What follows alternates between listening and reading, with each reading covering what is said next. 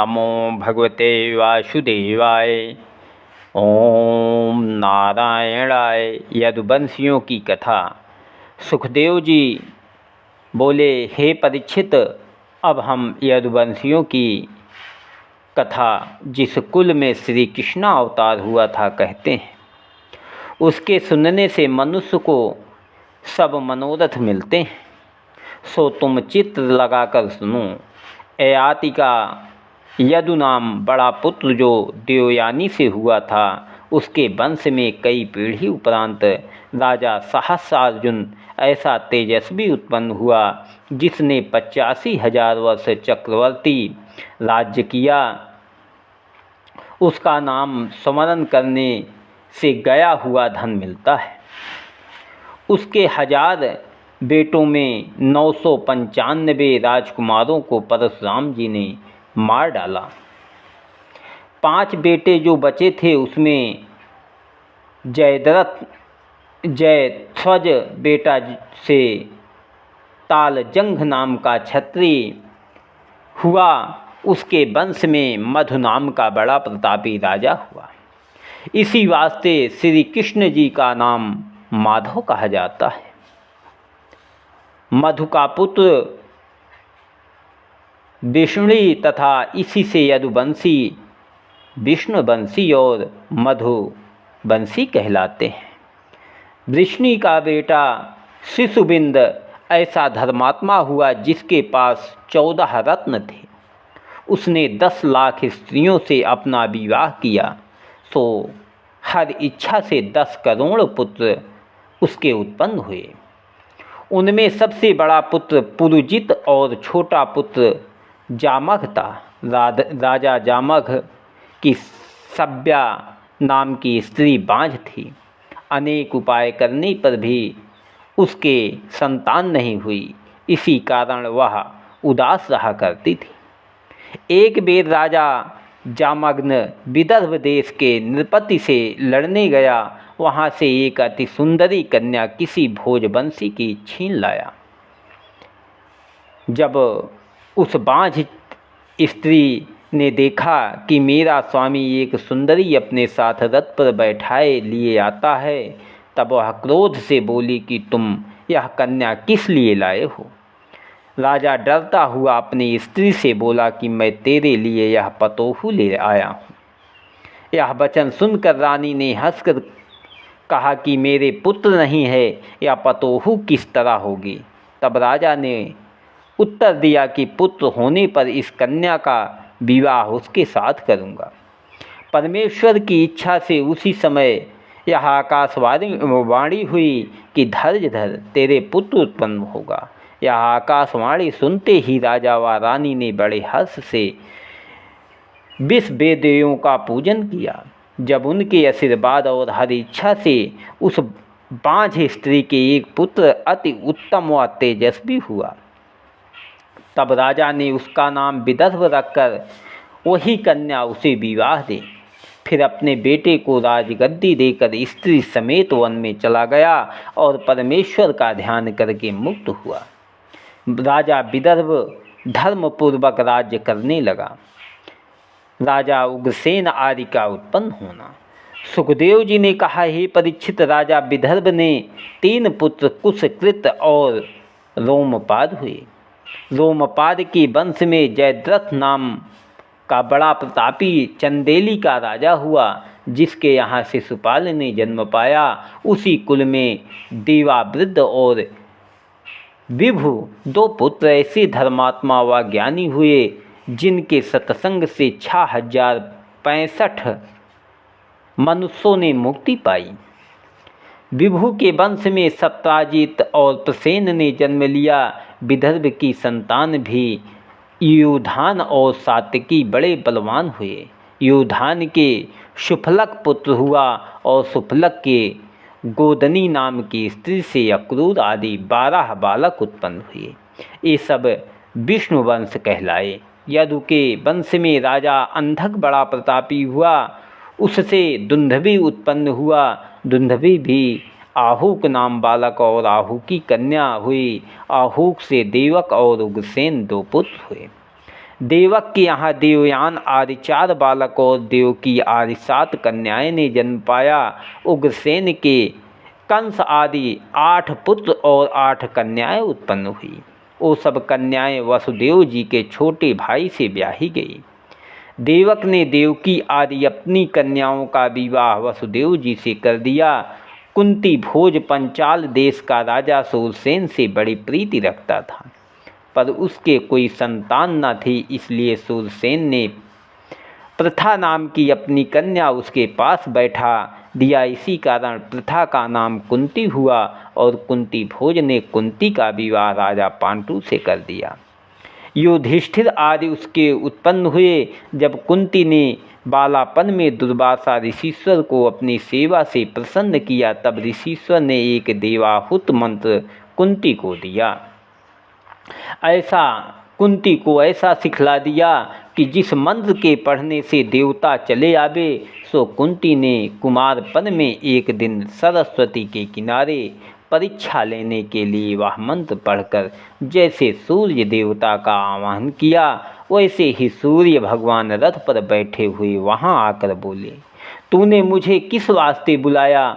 उसका तेज देखते ही कुंती भय से कांपती हुई हाथ जोड़कर बोली, महाराज, मैंने अपने मंत्र की परीक्षा लेने के लिए तुमको बुलाया था, सो आप दयालु होकर चले आइए। यह वचन सुनकर सूर्य देवता बोले, हे कुंती, मेरा आना व्यर्थ नहीं हो सकता। अब मैं तेरे साथ भोग करके एक बालक तुझे दूंगा। यह वचन सुनते ही कुंती ने विनय किया, महाराज, अभी मेरा विवाह नहीं हुआ, पुत्र होने से मेरी निंदा होगी। यह सुनकर सूर्य भगवान बोले, हे कुंती, धैर्य धर, तेरा लड़कपन ज्यों का त्यों बना रहेगा। ऐसा कहकर सूर्य देवता कुंती से भोग करके अपने स्थान पर चले गए। उसी समय परमेश्वर की इच्छा से कुंती के एक बालक अति सुंदर व तेजस्वी कुंडल आदि पहने कान की राह उत्पन्न हुआ। उसे देखकर कुंती को आश्चर्य हुआ और उसे संदूक में रखकर गंगा में बहा दिया। वही पुत्र कर्ण था, जो महाभारत में दुर्योधन की ओर से लड़ा था, जिसको तुम्हारे दादा अर्जुन ने मारा। वसुदेव जी की बहन प्रथा की कथा हमने तुमसे सुनाई। अब उसकी और 4 बहनों का समाचार सुनो।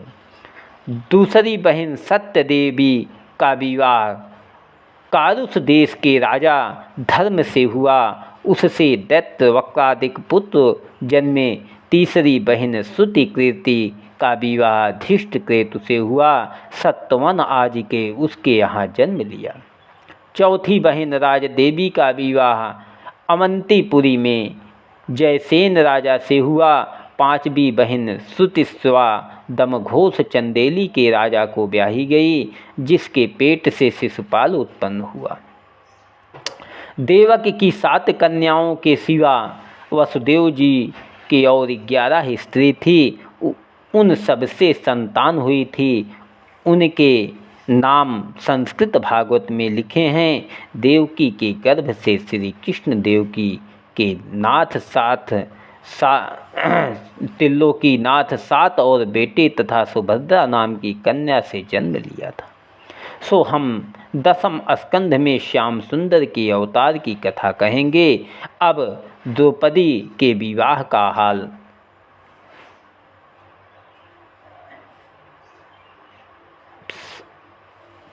संक्षेप में कहते हैं, सुनो।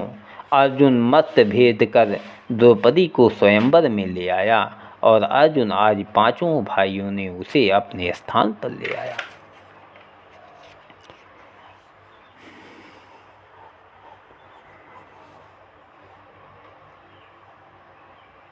कहा कि हम एक वस्तु लाए हैं। कुंती उसे खाने का पदार्थ समझकर बोली, तुम 5 भाई आपस में बांट लो। इसलिए माता की आज्ञानुसार 5 भाइयों ने द्रौपदी की स्त्री बनाकर रखा। द्रौपदी को स्त्री बनाकर रखा। राजा द्रुपद को यह बात अच्छी नहीं मालूम हुई। तब युधिष्ठिर ने उनसे कहा कि हम अपनी माता की आज्ञा टाल नहीं सकते। यह आश्चर्य देखकर राजा द्रुपद ने व्यास जी से पूछा कि महाराज, मेरा प्रण द्रौपदी के विवाह का अर्जुन ने पूरा किया, पर द्रौपदी को युधिष्ठिर आदि पांचों भाई अपनी स्त्री बनाना चाहते हैं। सो आपने निकट इस कन्या को किसकी स्त्री होना चाहिए? व्यास जी ने द्रुपद को अकेले में ले जाकर कहा, हे राजन, हम द्रौपदी के पूर्व जन्म की कथा कहते हैं, सुनो। एक बेर देवता ने क्या देखा कि एक कमल का पुष्प बहुत अच्छा गंगा जी में बहा जाता है।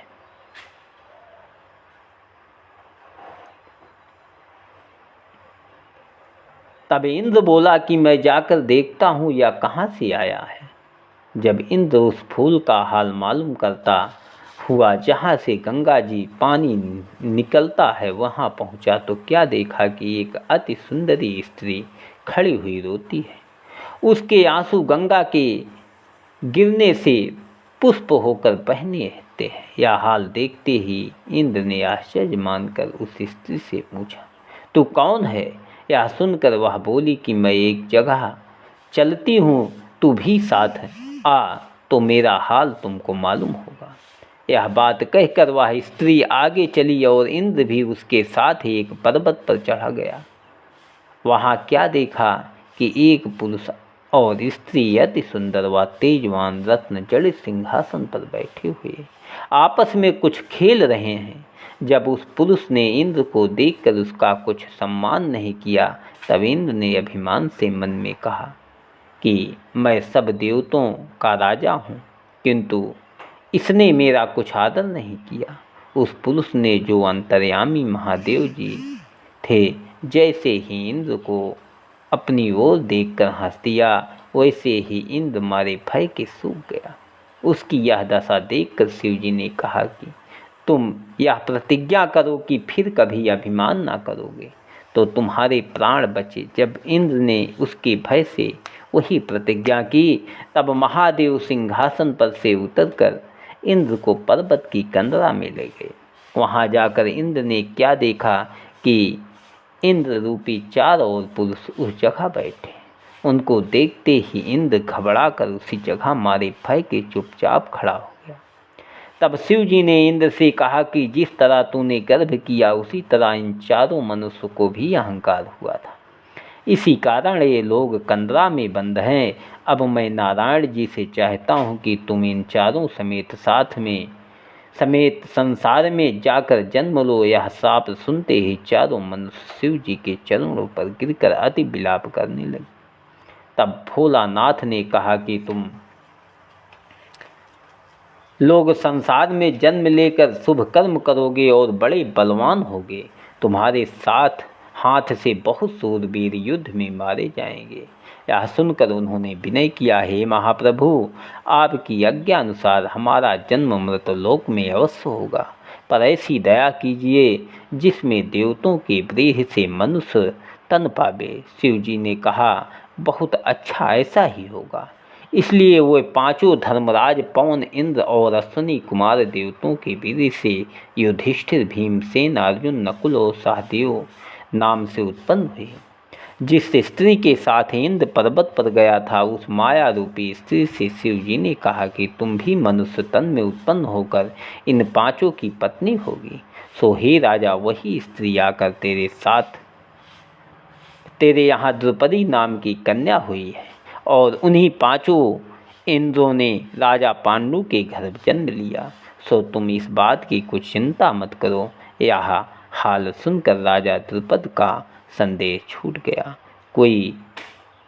कोई ऋषिश्वर ऐसा लिखते हैं कि द्रौपदी ने महादेव जी का तप किया था। जब शिव जी ने प्रसन्न होकर उससे कहा कि तू क्या चाहती है, तब द्रौपदी ने 5 बेर पति पति पति मुख से कहा। इसलिए महादेव जी ने उसको ऐसा वरदान दिया कि तू 5 मनुष्य की स्त्री होगी। यह सुनकर द्रौपदी बोली, महाराज, मैंने 5 पति होने के लिए तुम्हारा तप नहीं किया था। तब शिव जी ने कहा कि तूने 5 बेर अपने मुख से पति मांगा, इसलिए मैंने तुमको 5 स्वामी दिए। कदाचित एक बार कहती तो हम तुझे एक पुरुष देते। अब जो वचन मेरे मुख से निकला वह फिर नहीं सकता, तो धैर्य रख, तेरे 5 पति आपस में झगड़ा नहीं करेंगे। तेरे भाग्य में इसी तरह लिखा था। कोई मनुष्य महापुरुषों ने ऐसा भी कहा है कि एक गौ रास्ते में चली जाती थी और 5 सांड उस गौ के पीछे दौड़े जाते थे। सो द्रौपदी यह देखकर हंसने लगी। तब उस गौ ने द्रौपदी को शाप दिया, तू मुझे देखकर हंसती है, इसलिए तू भी 5 पुरुषों की स्त्री होगी। इसी कारण द्रौपदी के 5 पुरुष हुए थे। ओम नमो भगवते वासुदेवाय। ओम नारायणाय नमः।